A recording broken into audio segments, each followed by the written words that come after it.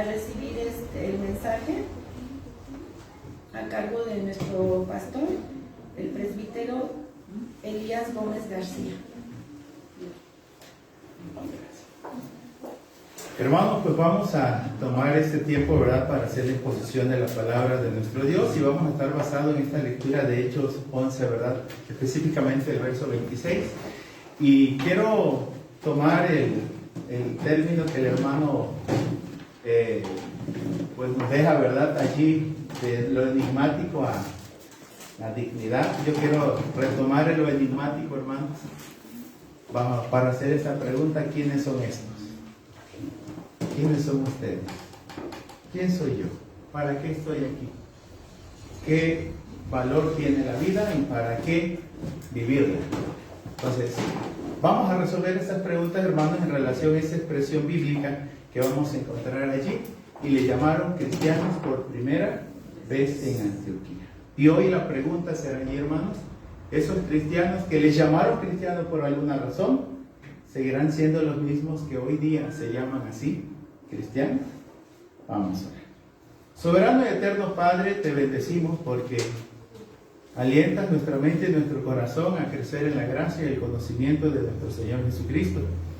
Pero de igual manera, Señor, nos llamas a ubicarnos, a identificarnos, a solidificarnos en la fe en Jesucristo.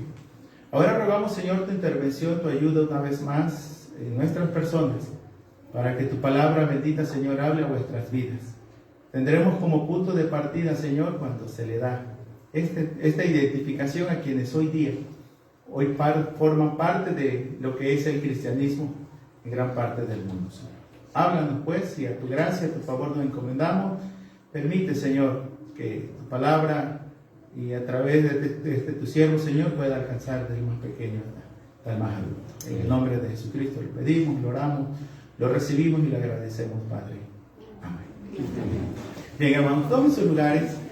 Esta pregunta, hermanos, surge en este tiempo, ¿verdad? Pero también el apóstol Juan, en parte de una de las visiones que tiene, él vio, dice, en una visión, una multitud. Tenían una característica: estaban vestidas de ropas blancas. Y él inquietó: ¿por qué están vestidas de ropas blancas? Regularmente, ¿verdad?, el día de domingo de resurrección, la sociedad femenil opta, ¿verdad?, por venir de blanco. Sabemos bien, ¿verdad?, que también en los matrimonios la novia en sí viste de blanco. Y a la realidad, hermanos, es que el blanco viene a representar pureza, limpieza, santidad. Y yo creo, hermanos, en ese aspecto, ¿verdad?, es una manera de decir quiénes son los que van a entrar al cielo, quiénes van a adorar a Dios por la eternidad. ¿Y quiénes son estos? Realmente esta fue la pregunta de uno de los ancianos. Quiero hacer mención, hermanos, de Apocalipsis 7, del 13 al 17. En este capítulo 7, verso 13, dice que uno de los ancianos habló diciéndome: estos que están vestidos de ropas blancas, ¿quiénes son y de dónde han venido? Viene la respuesta. Yo le dije: Señor, tú lo sabes. Y él me dijo: estos son los que han salido de la gran tribulación y han lavado sus ropas y han emblanquecido y las han emblanquecido en la sangre del Cordero. Por esto están delante del trono de Dios y le sirven de día y de noche en su templo. Y el que está sentado sobre el trono extenderá su tabernáculo sobre ellos. Ya no tendrán hambre ni sed, el sol no caerá más sobre ellos, ni calor alguno. Porque el Cordero que está en medio del trono los pastoreará y los guiará a fuentes de aguas de vida. Y Dios enjugará toda lágrima de los ojos de ellos. ¿Quiénes son estos? En el tiempo, hermanos, del libro de los Hechos 11, verso 19 al 26, en una ciudad llamada Antioquía, que se especifica Antioquía de Siria, haciendo una distinción de otra Antioquía de Pisidia. Existen dos Antioquías en esa región y se hace la diferencia. Estaremos hablando de Antioquía de Siria. Y ahí la gente empezaron a notar un fenómeno social, como en todo, ¿verdad? Un grupo de personas que empiezan a integrarse, a reunirse, a hacerse notorios, a hacer una marcada diferencia en la sociedad. No se nos especifica cómo literalmente ellos vivían Pero sí se nos dice que empezaron a llamarles cristianos. Un distintivo. Por eso dice, y comenzaron a llamarles cristianos. Y así, hermanos, esa es la pregunta que hemos de responder, ¿verdad? ¿Quiénes son estas personas? Porque algún día también van a preguntar de nosotros, ¿quiénes son estos que se reúnen en ese templo blanco en Nahuatl en 127? Ahí comúnmente los domingos, y unos que otros vienen los miércoles, y cuando pueden, ¿verdad? O no sé, cuando pueden o cuando quieren también, ¿no? ¿Sí? O cuando, bueno, cuando el Señor llamare, Él va integrando a su iglesia los que han de ser salvos. Pero ¿quiénes son estos? Así empezaron, hermanos, prácticamente también a notar este grupo llamado cristianos en esta ciudad llamada Antioquía. Y el texto de la Escritura nos va a decir, hermanos, que en este lugar sucedió algo que fue notorio no solo en la región, sino llegó a oídos de la iglesia en Jerusalén. Distancias, hermanos, de kilómetros.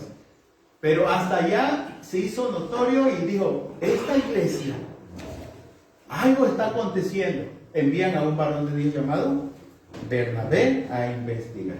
El término que usa un comentarista es un emisario, que fue a investigar, a constatar qué es lo que estaba sucediendo ahí, hermanos. Y sí, hay un distintivo.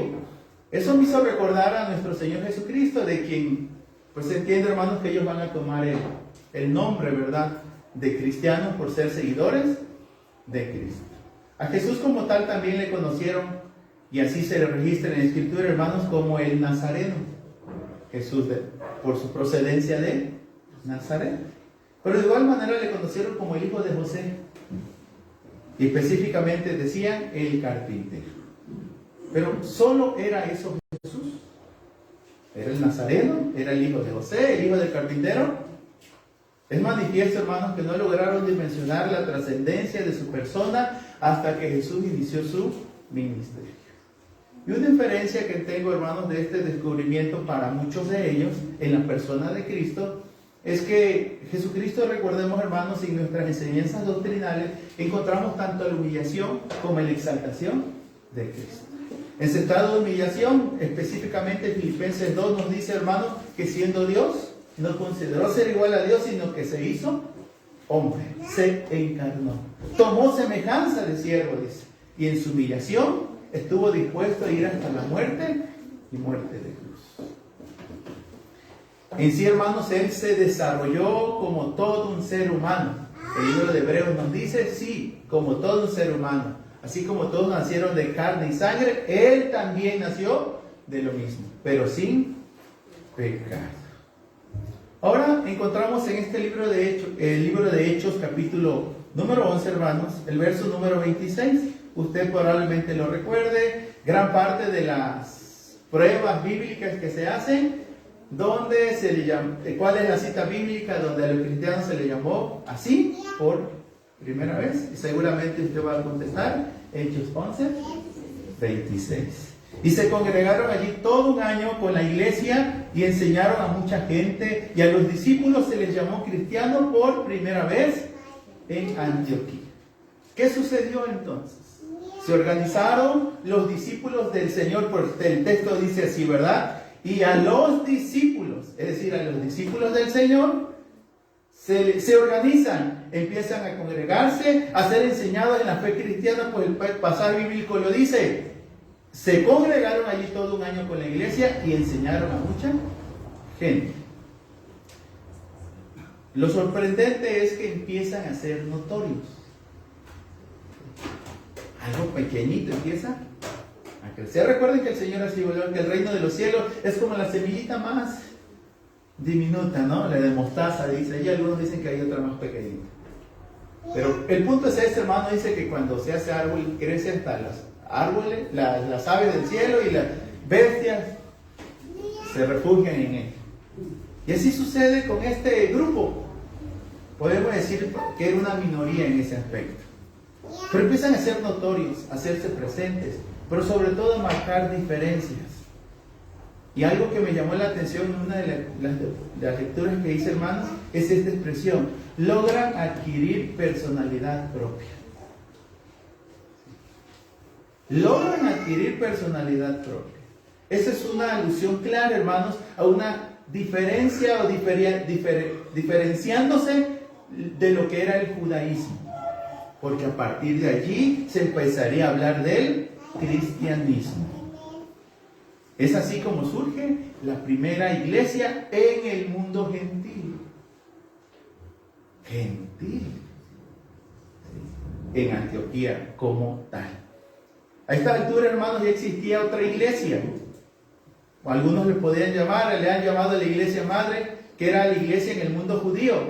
Pero no estaba en Antioquía, estaba en Jerusalén. El verso 22 la menciona. Hechos 11, 22. Llegó la noticia de estas cosas a oídos de la iglesia que estaba en Jerusalén. Y enviaron a Bernabé que fuese hasta Antioquía. La iglesia conoce y sabe. Y bien este personaje, hermanos, que ya ha sido mencionado en Hechos 4:36.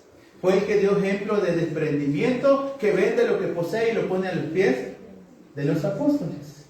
Y algo muy peculiar, hablando de personajes, es que él era de Chipre, natural de Chipre, la región donde se da este fenómeno religioso llamado cristianismo. Y a él es el que lo envían a esa zona. Recordemos que ese antecedente o ese precedente, hermanos, quiso replicarlo dos personajes más, Ananías y Zafira, pero no lo lograron. ¿Sí? No les salió bien, ¿verdad? Porque no había ¿qué? Rectitud, ni fidelidad, ni sinceridad en cuanto a lo que estaban haciendo, hermanos. Es así como la Escritura va a señalar que lo envían. La iglesia de Jerusalén envía a Bernabé. Se le describe en este verso número 24 como un varón lleno del Espíritu Santo y de fe. Este constató, hermanos, cumple la misión, ¿verdad? Porque constata la gracia de Dios en estas personas, en esta región, a quienes se les anunció el Evangelio del Señor Jesucristo, y constató que Dios estaba obrando eficazmente, puesto que creyeron y se convirtieron al Señor. Observemos el verso 20 y 21. Pero había entre ellos unos varones de Chipre y de Cirene, los cuales, cuando entraron en Antioquía, hablaron también a los griegos anunciando el Evangelio del Señor Jesús. Y la mano del Señor estaba con ellos, y gran número creyó y se convirtió al Señor. A cada uno de ellos entonces, hermanos, en el verso número 23 se les va a instar a vivir con propósito de corazón, que permaneciesen fieles al Señor. Observe, cuando llegó y vio la gracia de Dios, se regocijó y exhortó a todos a que con propósito de corazón permanecieran fieles al Señor. Es así, hermanos, donde he querido llamar a entender, ¿verdad? Mi entendimiento de este pasaje es un vivir con resolución, con determinación, con propósito de corazón. Que el cristianismo no sea un estilo de vida más, trascienda el ser una tradición religiosa familiar para ser una relación vivencial con el Dios vivo y verdadero que se ha revelado a través de nuestro Señor Jesucristo. Y partiendo, hermanos, de esa expresión, a lo cual insta Bernabé, exhortar a todos a que con propósito de corazón permaneciesen fieles al Señor. Se nos hablan de retos, de desafíos, de ideologías contrarias a la Escritura. Se nos hablan de contenidos ideológicos ya en las cuestiones de los libros educativos. Eso no ha sucedido, eso tiene tiempo, hermanos, pero siempre se nos ha instado a discernir entre lo bueno y lo malo. Hacer diferencia entre lo que agrada y desagrada al Señor. Bien, la Escritura dice, hermanos, que todo aquel que ha despertado al Señor sabe discernir entre su mano derecha y su mano izquierda. Y es una persona que tiene que aprender a decir sí, sí, y aprender a decir no. No es circunstancial, no está condicionado a que me convenga o no me convenga, si hay un interés de por medio, sí o no. Un cristiano, en ese sentido, hermanos, nos habla de una integridad, y reitero este término que por lo más me llamó la atención: ser de una sola hoja. ¿Sí? No tener ambigüedades en la vida. Pero con esa determinación con la cual insta Bernabé a estos creyentes, hermanos, se puede ver, ¿sí? No podemos dejar, hermanos, que sí hay determinación de corazón, pero los versículos anteriores nos dice que es Dios obrando a través de su gracia en estas personas. Por eso llegan a ser discípulos, no de Bernabé o posteriormente a Saulo, porque se va a integrar al equipo. La Escritura señala que se hicieron discípulos del Señor, ¿sí? Que fuesen discípulos del Señor. La Escritura señala en el verso número 24 al final, y una gran multitud fue agregada al Señor. ¿Sí? Es increíble esto, hermanos, porque es la identificación es con el Señor Jesucristo. Muchas veces nos identificamos con una denominación, tal, ¿verdad? Sí. Confiamos y agradecemos a Dios que nos permitió creer en la denominación presbiteriana, algunos, otros les permitió creer en otra. Pero al final, hermanos, somos del Señor. Pablo sí dijo, ¿verdad? En vida o en muerte, del Señor somos. Verdaderamente así debería de ser y permanecer. Así se les identifica, pues son los que se organizan en iglesia. Y este hecho, hermano, llega a constituirse en todo un referente histórico, pues se considera un punto de partida de lo que hoy día conocemos, reitero, como el cristianismo. ¿Cómo comenzó todo? Todo comenzó, hermanos, con la proclamación del Evangelio del Señor Jesucristo. Algunos dicen que entraron a Antioquía y hablaron también a los griegos anunciando el Evangelio del Señor Jesús. Dios obrando a través de su gracia, pues es lo que observó, según el verso 23, Bernabé. Vio la gracia de Dios allí, pero también vio la obediencia en fe y arrepentimiento de las personas hacia la persona del Señor Jesucristo, reconociéndole seguramente, hermanos, como hoy conocemos, como Señor y como su Salvador. Pues la Escritura señala que gran número creyó y se convirtieron al Señor. En su momento histórico, pues estamos hablando de Antioquía de Siria. Si usted observa allí en Hechos 13:14, Lucas, quien es el historiador, el narrador bíblico, va a hacer esa precisión en Hechos 13:14. Ellos pasando de Perge llegaron a Antioquía y señala, ¿verdad?, Antioquía de Pisidia, y entraron en la sinagoga un día de reposo y se sentaron. Se levanta la primera iglesia que hoy se le llama, hermanos, así, la primera iglesia gentil, no de judíos, la cual se distinguió, hermanos, en este punto, como nos lo va a decir el verso 26, tanto como un centro de adoración, pues la Escritura dice, se congregaron, pero también como un centro de enseñanza. Enseñaron, dice la Escritura. Así que no solo, hermanos, nos congregamos, sino también llegamos a aprender, llegamos a profundizar, llegamos a crecer en la gracia y el conocimiento del Señor Jesucristo. Congregarse importa, sí importa, hermano, pero tener disposición, actitud de poder ser edificados en la fe del Señor Jesucristo también importa. ¿Sí? Yo sé que, pues no siempre, hermanos, tenemos todo el tiempo del mundo, ¿verdad? Pero leí ayer a alguien que decía, cuando vayas a la iglesia, dedica el tiempo y en un momento olvídate del tiempo.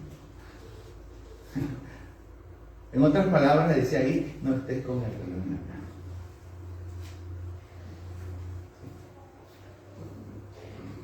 Bueno, yo tengo el reloj enfrente, acá tengo otro.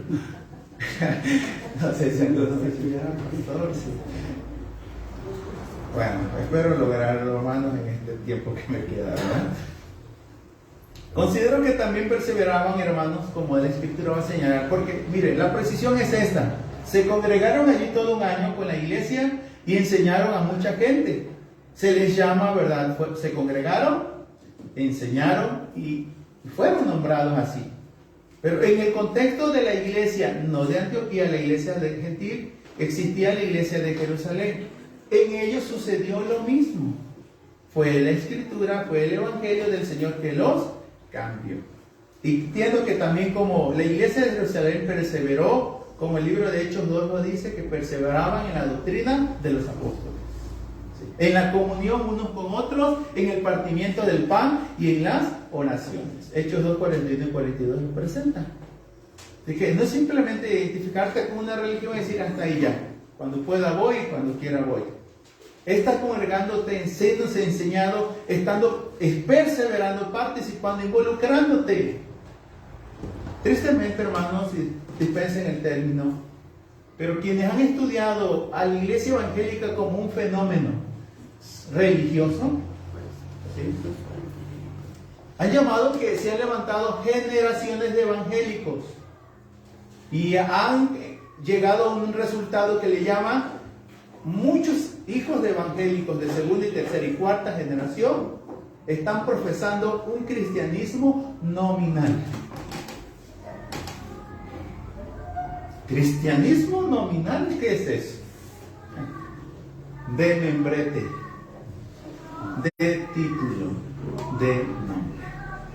Pasando a ser no una relación ni una vivencia de vida, sino solo una tradición religiosa familiar. No hay una experiencia de fe en muchos de ellos. Esto que el texto nos va a presentar, hermanos, o nos está presentando, tuvo sus implicaciones. Porque una vez que los identifican, yo creo que eso sucede en todo. Una vez ya que estás en el ojo del huracán, ¿cómo te sales? Si vemos nuestros celulares, tienen ubicación allí donde nos movemos, de pronto te llega una notificación: estuviste en tal restaurante, que estuviste en tal lugar, ¿qué te pareció tu visita a tal tienda? ¿A qué hora me vieron, no? Sí, yo no lo vi. De una u otra manera, hermanos, estamos ubicados y nos conocen quiénes somos. La gente llega al momento de saber si eres de bien o de mal, si eres peligroso o no. De esa manera, pues, esto tuvo sus implicaciones.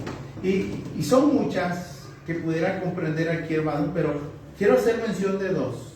Una tiene que ver con los prejuicios y otra tiene que ver con la presión. ¿Sí? En cuanto a los prejuicios, ellos tuvieron que superarlo, vencerlos, porque estamos hablando de judíos y gentiles. Recuerdan que a una samaritana en algún momento en Juan 4 dijo: ahora sí que samaritanos y judíos no se tratan, gente, si no se pueden ver ni en pintura, ¿no? Hay situaciones así, enemistades tan fuertes y que a veces se trascienden generacionalmente. Pero aquí están los prejuicios culturales y religiosos. Partiendo, hermanos, si tiene la oportunidad, en su momento, estudia Hechos 10. Pedro y Cornelio. Dice: a mí tratar con un gentil, eso es lo último que puedo hacer en la vida. No quiso, no quería. Pedro da en los primeros versos de Hechos 11, hermanos, del 1 al 18, Pedro defiende aquí el punto de cómo vio la gracia de Dios y dice: Dios está obrando no solo en los judíos, ahora Dios está obrando también en los gentiles. Específicamente, esta situación llega a su punto de enconamiento, que tuvo que ver una reunión de ancianos, de pastores y liderazgo en Jerusalén. Se llamó el Concilio de Jerusalén y usted lo va a encontrar en Hechos 15. Y ahí se dieron algunas delimitancias, delimitaron, hermanos, cómo viviría la iglesia judía y cómo viviría la iglesia gentil. En el paso de los años ya no vivían de manera separada, sino que se juntaron. Efesios 2 dice que Dios quitó la barrera o el muro que los separaba y pugnó por la paz a través de la reconciliación entre unos y otros. Solo como mención, hermanos, están ahí los prejuicios, es todo un tema a tratar. Pero de igual manera, hermanos, esto conlleva que fue necesario que los entendimientos fuesen ensanchados. Tuvieron que comprender que Dios obra más allá de nosotros. Ciertamente Dios obra en nosotros, pero más allá de nosotros. Que Dios obra no solo en nosotros, también obra en los nuestros. Pero va más allá de los nuestros también. En el entendimiento de Pedro, quiero citarlo, hermanos, Hechos 10, 34. Y vean cómo lo narra Lucas. Cosas que podríamos decir, esto es obvio, abriendo la boca para hablar. ¿Y de qué otra manera, no? Es una confesión, hermanos. Es una declaración, es un reconocimiento público de algo que ha sucedido internamente. Entonces Pedro, abriendo la boca, dijo: en verdad comprendo que Dios no hace acepción de personas, sino que en toda nación se agrada del que teme y hace justicia. Ahora comprendo. Yo hacía distinciones. Hoy le llaman discriminar, ¿verdad? ¿Sí? Exclusividad se le llamó un tiempo. Hoy se pugna por la inclusividad. Pero debe haber un término medio, hermano. ¿Sí? Porque usted no se va a ser tan inclusivo en su casa, ¿o sí? ¿No deja entrar todo quien quiera? O todos pueden entrar y salir aquí cuando quieran. Hay también sus límites, hermanos. A ver, emplear y medir, ¿verdad? Cuándo ser inclusivo, cuándo ser inclusivo. De otra manera, se habla de tolerancia. Hoy se habla de nueva tolerancia, aceptar todo. ¿Sí? Pero no se trata de ello. Específicamente este pasaje, hermanos, nos habla de que se tuvieron que ir superando fronteras, linderos, no solo geográficos, mentales, religiosos, culturales. Y esto solo fue por la gracia de Dios. Y no solo se implicó, hermanos, superarla, en este caso, los prejuicios, sino también superar la presión. Porque de inicio a fin, este breve verso, hermanos, nos va a citar de la presión que existía en relación a la persecución. ¿Sí? Tuvieron que superponerse a la persecución. Observe Hechos 11, 19. Ahora bien, los que habían sido esparcidos a causa de la persecución que hubo con motivo de Esteban, va a decir, pasaron hasta Fenicia, Chipre y Antioquía. ¿Sí? Esparcidos a causa de la persecución. Usted puede registrar ese dato en Hechos 8, 1 al 4. Y aquí va a participar alguien, ahora ya no para mal, sino para bien. Que en Hechos 4 se nos dice, hermanos, que a él le pusieron la ropa en sus manos de quienes lapidaron, apedrearon, que fue Saulo. Él participó, porque tanto peca como el que mata, como el que agarra la pata, dicen por ahí, ¿no? ¿Sí? Ahí participó Saulo. Pero la Escritura dice, hermano, observe ese dato bíblico allí en Hechos 8. Ahí lo dice la Escritura. Verso 1, Saulo consentía en su muerte. Fueron esparcidos, dice la palabra, hermanos, y el verso 4, 8:4. Pero los que fueron esparcidos iban por todas partes anunciando el Evangelio. Así la iglesia creció, hermanos. Increíble. Bajo presión. Hechos 12. Hechos 19 nos cita la persecución por motivos de Esteban. Y al cerrar esta unidad de pensamientos del 19 al 30 de Hechos 11, observe cómo inicia el 12:1. En aquel mismo tiempo, el rey Herodes echó mano a algunos de la iglesia para maltratarles y mató a espada a Jacobo, hermano de Juan. Y ahí hay mucho que decir en la historia, hermano, porque Jacobo y Juan no dimensionaron el ser discípulos de Cristo en su momento. Dijeron, el Señor le dijo, ¿pueden beber esta copa de la ira de Dios? ¿Qué dijeron ellos? Claro que podemos, Señor. ¿Sí? Y alguien señala, hermanos, que aquí Jacob estaba tomando la copa de la ira. Jesús dijo conmigo, si yo soy el leño verde, si conmigo hicieron lo que quisieron, ¿qué no van a hacer con el árbol caído?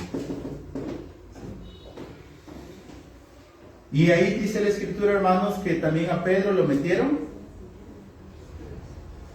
preso en la cárcel prácticamente. Entonces la iglesia se abre paso, hermanos. Tras ser identificada, sufre, tiene que superar sus propios perjuicios, pero también tiene que superar y sobreponerse a la persecución. Se abrieron las puertas a otros, y los de afuera también, hermanos, para ellos también hubo gracia. Es así como un dato histórico, hermanos, podemos ver de dónde proviene lo que hoy día llamamos cristianismo. Todas sus implicaciones a lo largo de la historia, en estos siglos que han pasado de lucha, hermanos.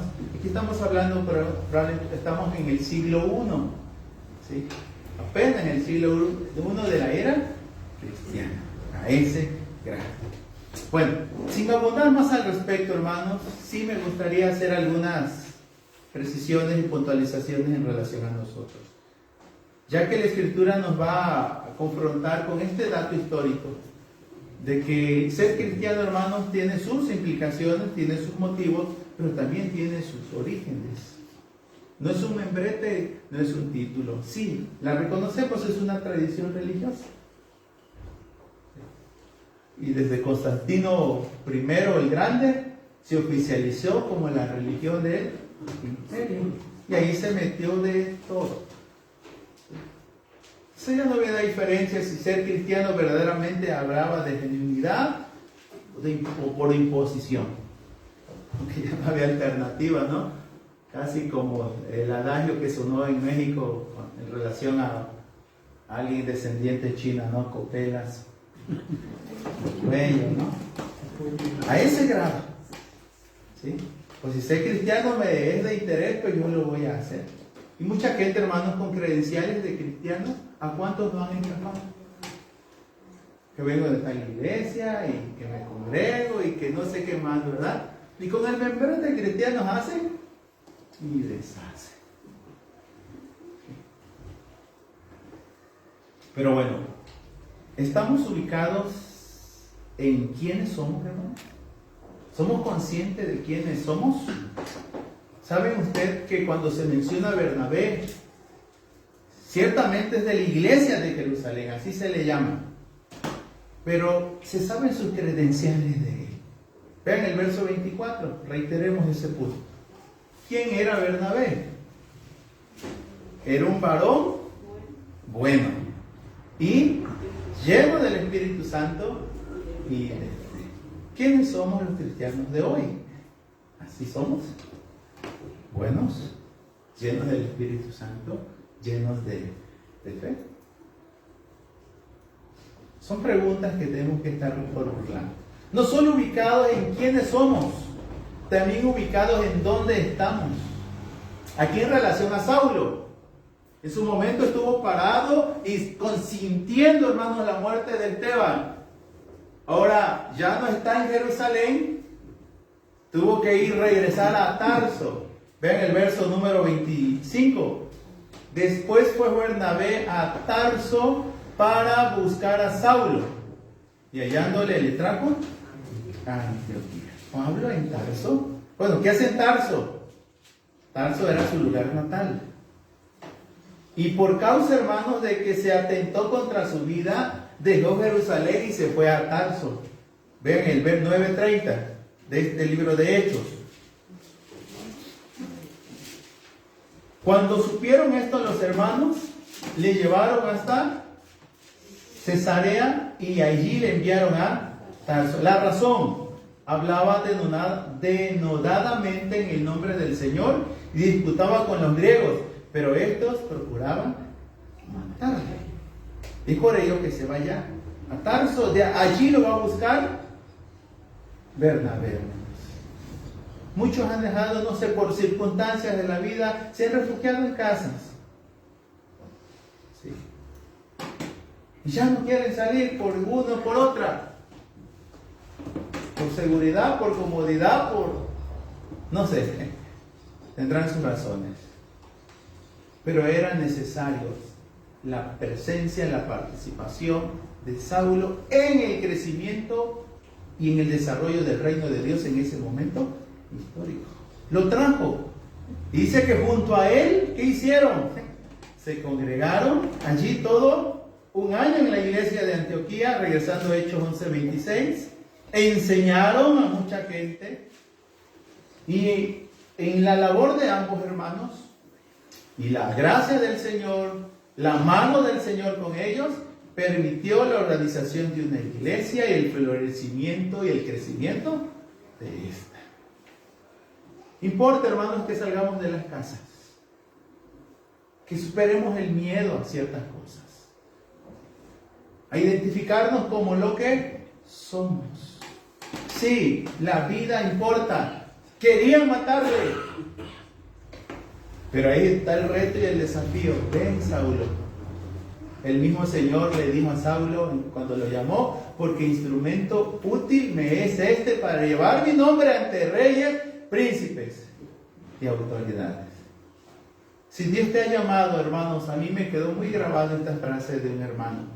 Si Dios te ha llamado o te ha salvado de algo, ¿sí?, te ha salvado para algo. Simplemente te rescató del vicio, de la droga, no sé de dónde, para que cómodamente con control remoto estés allí, ¿verdad? Ay, qué bonito culto. Quiere que te involucren en su iglesia. Dios no quiere que seamos como aficionados en los estadios, echando porra desde allí. Pero les dice, ni una gotita de sudor tiene tu camisa. Los verdaderos jugadores están dando la batalla ya. Así que, hermanos, Dios nos llama a eso también. ¿Dónde estamos hoy día? Estrechemos también lazos de fraternidad. Este texto nos va a decir que estas iglesias, aunque existen abismos culturales, raciales, religiosos, como puede ver en las iglesias familiares, entre familiares, esto sí, esto no, pasando por algo que somos una sola familia, la familia de Dios. Costó, sí costó, hermanos, tuvieron que superar los prejuicios. O eso que inculcaba doña Florinda Kiko, ¿verdad? No te juntes con el chusma. ¿Sí? Tú y los nuestros, esos son otras. No sé, hermanos, si hasta en el apellido, esos son otros Gómez. Ajá. Sí, sí. Nuestra ascendencia es antes, cuando la sangre era azul, ¿verdad? Tuvieron que superar eso, hermanos. ¿Cómo lo sabemos? Se tuvieron que identificar como parte de la misma causa. Tenían que reconocerse que eran discípulos del Señor, del mismo Señor, y que la gracia de Dios tanto obró en unos como obró en otros. La alabanza dice: dame la mano y mi hermano serás. Eso usted puede constatarlo del 27 al 30, hermanos, de Hechos 11. Los profetas del Señor, uno llamado Agabo, Dios le habla y le dice: va a haber una hambruna en Jerusalén. ¿Qué eran los hermanos? Esos son ellos. Observen, hermanos.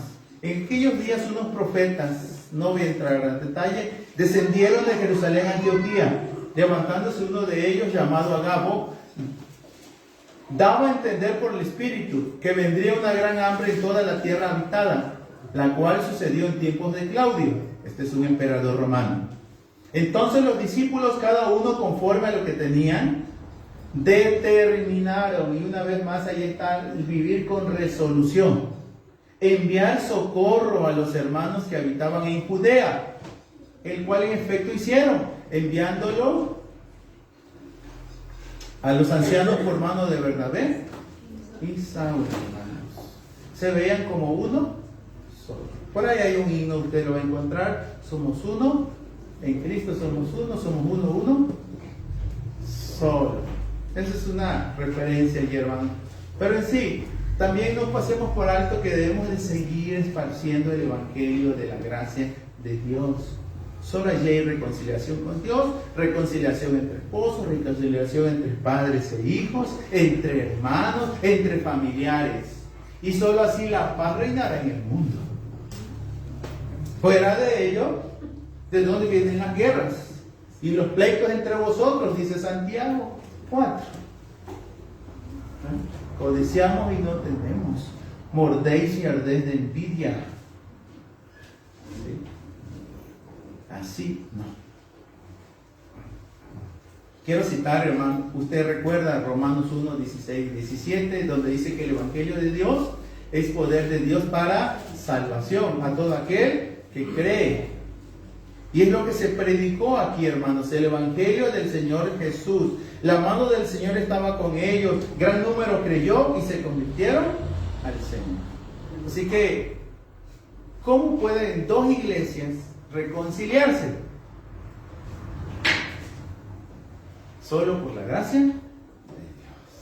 Porque si no, esos pleitos o esa desaveniencia van pasando de generación en generación muchas veces. Y alguien dijo que es una cadenita que no se rompe, un cuento de nunca. Puede ser entre familiares también, pero no es el caso de la manera como la Escritura nos dice cómo deberían de ser las cosas. Así que si hablamos del Evangelio del Señor Jesús, estamos hablando que es un Evangelio que tiene que seguir siendo predicado. Pues fue este Evangelio que dio origen a lo que hoy día se llama cristianismo. Fuera de la predicación no existiera cristianismo alguno. Debía ser respaldado, hermanos. La iglesia se interesó en lo que Dios estaba haciendo en ese lugar y enviaron a un hombre de Dios.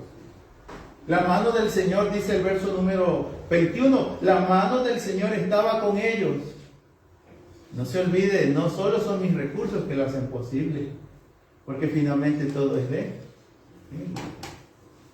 Sin mí se va a acabar Betel. Puede que se sufra, hermanos. ¿Sí? Pero Dios no está limitando. Nos está mostrando que obró más allá de la mentalidad judía. Y seguramente va a obrar más allá de tu mentalidad a veces. O de mi propia mentalidad. Dios rompe estereotipos, esquemas, paradigmas. Dice, pues Pedro tuvo que comprender, ¿sí?, que Dios no hace excepción. ¿Le costó? Sí, luchó. Debe ser respaldado, debe ser escuchado. Cerciorémonos de que escuchen el Evangelio otros. Y debe ser cultivado. Por eso se quedó allí Bernabé y Saulo, congregándose y enseñando. Y dieron, fortalecieron, solidificaron la fe de la iglesia. Dios nos ayude en todo ello, hermano. En sí, amados hermanos, reitero la pregunta, ¿verdad? Si la gente preguntase, ¿quiénes son estos?, aludiendo a nosotros, ¿qué respuesta hubiera?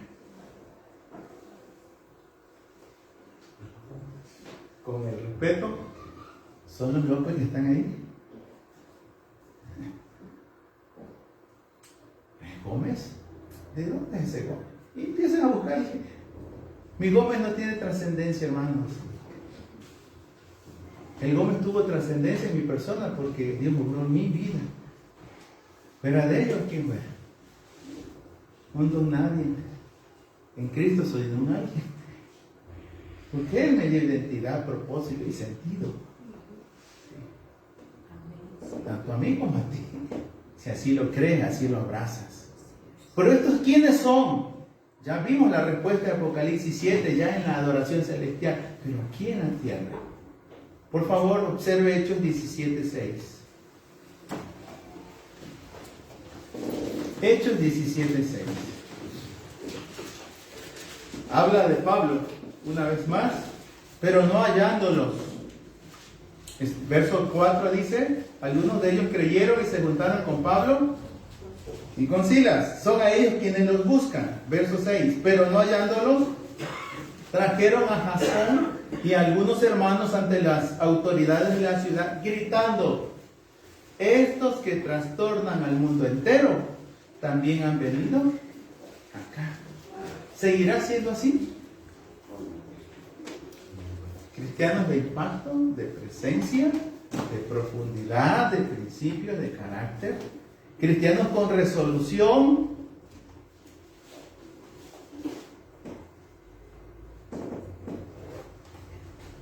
¿Qué de los creyentes que se han dispersado de la iglesia?